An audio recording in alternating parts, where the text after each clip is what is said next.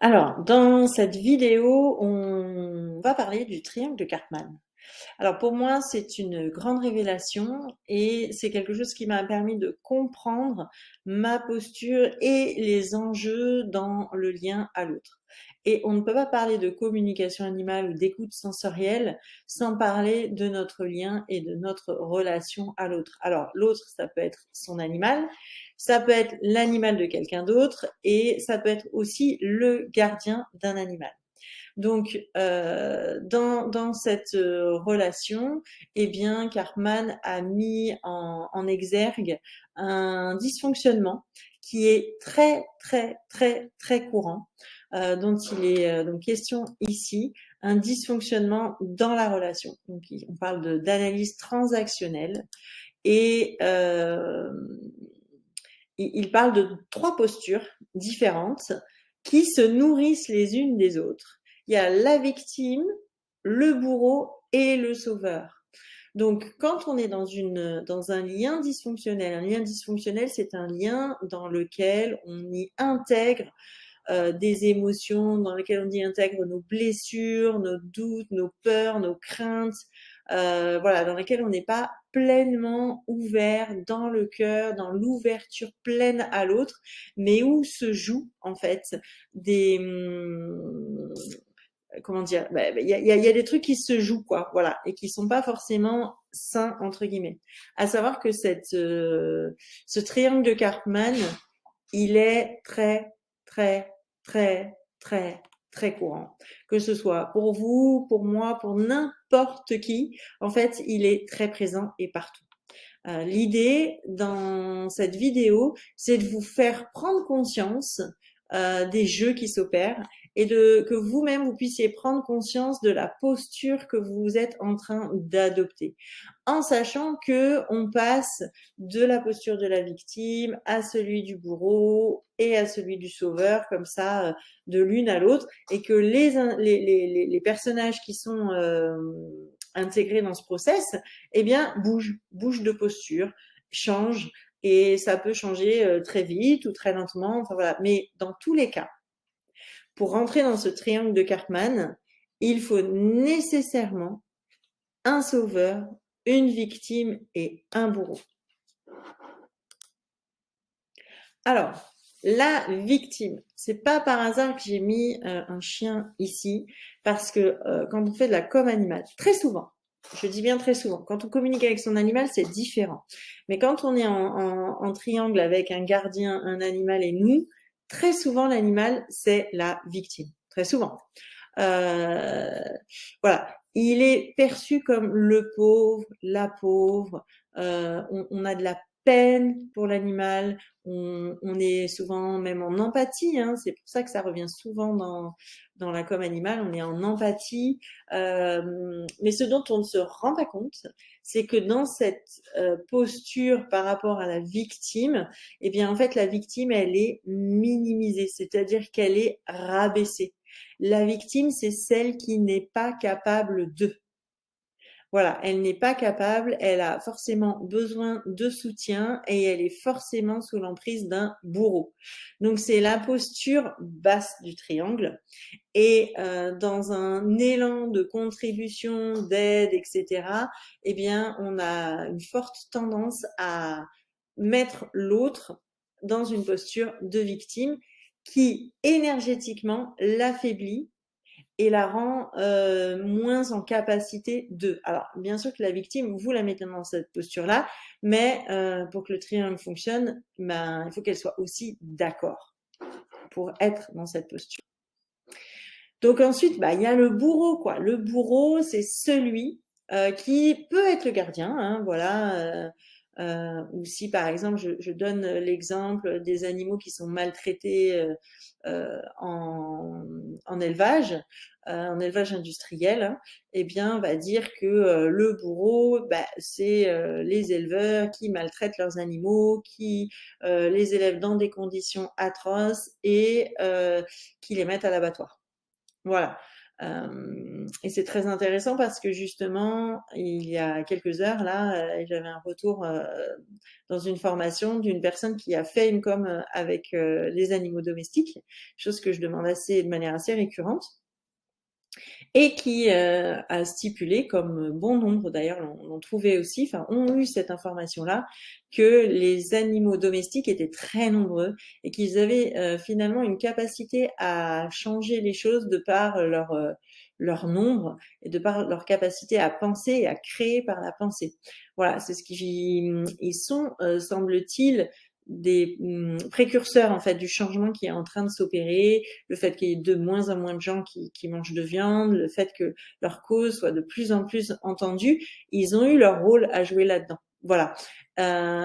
Et du coup, bah, voilà, pour revenir au bourreau, bah, il est naturellement agressif en fait. Alors, il peut ne pas être agressif physiquement ou dans sa manière de communiquer, mais il peut être agressif par les faits, parce qu'on lui fait porter, c'est de sa faute en fait. Voilà. Le bourreau aussi, il est animé par souvent l'émotion qui vient avec le bourreau, c'est la colère. À l'inverse de la victime, qui elle est animée par un sentiment de tristesse en fait. Hein. Donc le bourreau, c'est celui qui contrôle, qui blâme, qui critique, qui oppresse. Il est autoritaire, rigide et supérieur. Alors soit il se voit comme ça, soit on le voit de cette manière-là. Hein. Mais le bourreau, il peut être plus sournois dans le sens où c'est pas forcément une personne. Ça peut être, par exemple, mon bourreau, ça peut être mon cancer. Je peux presque le personnifier et je peux le rendre responsable de ce qu'il m'arrive, en fait, de ce que je vis, moi, en tant que victime, par exemple. Ou ça peut être, ou ça peut être une part de moi qui doit me sauver de ce méchant cancer. Voilà. Donc le bourreau, il a obligatoirement besoin d'une victime. Il ne peut pas fonctionner sans victime. Voilà. Est-ce qu'il a besoin d'un sauveur? J'en suis moins sûre, mais d'une victime, ça c'est sûr. Donc il a besoin que quelqu'un se positionne en victime en face de lui. Donc si vous voyez quelqu'un qui est en posture de bourreau, en tout cas que vous voyez comme un bourreau, posez-vous la question. Est-ce que moi je suis la victime ou est-ce que je vois une victime et est-ce qu'à ce moment-là, c'est moi qui me mets en sauveur? Donc ensuite, bah ouais, il y a le sauveur. Hein. Celui-là, en général, surtout quand on fait de la com animale, quand on est dans l'accompagnement, dans l'aide aux autres, bah c'est un truc qu'on adore. On adore avoir notre cape de sauveur. Donc le sauveur, il peut jusqu'à se sentir coupable s'il n'aide pas la victime. Il se sent responsable, en devoir de. Et en fait, eh bien, c'est une posture qui le valorise. Parce que quand je sauve l'autre, eh bien, je me donne ainsi de la valeur. Peut-être que si je sauvais pas les autres, est-ce que j'aurais autant de valeur à mes yeux? On peut se poser la question. Mais surtout, eh bien, l'autre, c'est un moyen de s'échapper de soi. Comment, quand je vais sauver les autres, j'oublie de me sauver moi-même? Comment, lorsque je suis sauveur, eh bien, peut-être que c'est une partie de moi qui a besoin d'être sauvée. Peut-être que j'ai besoin de me donner du temps, de me donner de la valeur, de me donner à moi-même ce que je donne aux autres.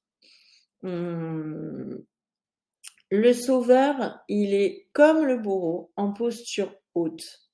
Le sauveur, il est au-dessus de la victime, puisque s'il est sauveur, c'est qu'il est en capacité d'aider la victime, donc il a des moyens plus importants que la victime.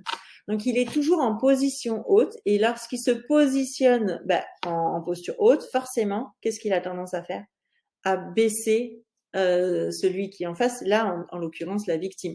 Pour le bourreau, ça va être plus compliqué, hein, parce que le bourreau lui aussi, il a envie d'être en posture haute, donc il y a un espèce de conflit comme ça qui peut s'opérer. Voilà, donc il a besoin d'une victime, ça c'est sûr.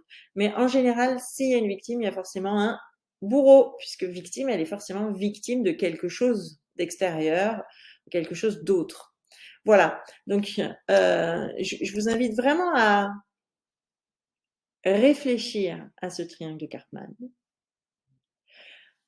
Maintenant que vous savez qu'il existe, maintenant que vous connaissez les éléments de ce triangle, je vous invite à observer dans votre vie, au quotidien, à quel moment vous endossez quel rôle, et d'observer aussi les gens autour de vous. Souvent, c'est plus facile de voir les autres que soi-même, mais d'observer comment ils se positionnent, comment ils endossent parfois le rôle de victime, peut-être après parfois le rôle de bourreau, etc.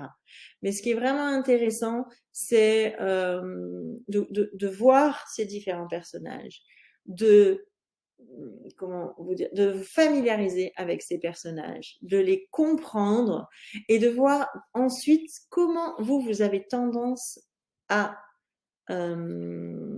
jouer tel ou tel personnage. Et la première question que j'ai envie de vous poser là, maintenant, quel est le personnage qui vous sied le plus? Quel est celui que vous réalisez, que vous animez le plus souvent? Est-ce la victime, le bourreau ou le sauveur? Voilà, donc déjà, cette prise de conscience, elle est nécessaire pour ensuite bouger sa posture. C'est-à-dire que si, par exemple, je perçois que là, je suis sauveur, peut-être que je peux me demander, et si j'enlève cette casquette de sauveur? Et si je prends une forme de neutralité? Si j'arrête de voir l'autre comme une victime, mais que, au contraire, je le vois comme quelqu'un qui est capable de. Si j'arrête d'enfermer le bourreau dans ce rôle qui est pas facile à tenir, mais si au contraire j'ouvrais une porte vers une relation qui est plus juste, plus harmonieuse, où chacun prend une place qui est équitable, où nous sommes tous au même niveau. Voilà. Quand on accompagne un animal, ce qui est nécessaire, c'est d'être au même niveau que lui. Si on est un sauveur, qu'on est au-dessus, forcément, on a baissé, on a rabaissé l'autre. Et si on a cette énergie contre le bourreau, où vraiment on a une vision du bourreau qui est très négative, eh bien on l'enferme, on le renforce dans sa posture négative, c'est-à-dire qu'on vient nourrir cette posture-là chez lui, on l'enferme là-dedans et on ne peut pas l'aider ou l'accompagner ou en tout cas le soutenir ou lui ouvrir, simplement ouvrir une autre porte des possibles. Donc, eh bien écoutez, j'ai envie de vous dire, bonne recherche de posture et bon changement de posture à vous. Salut, salut!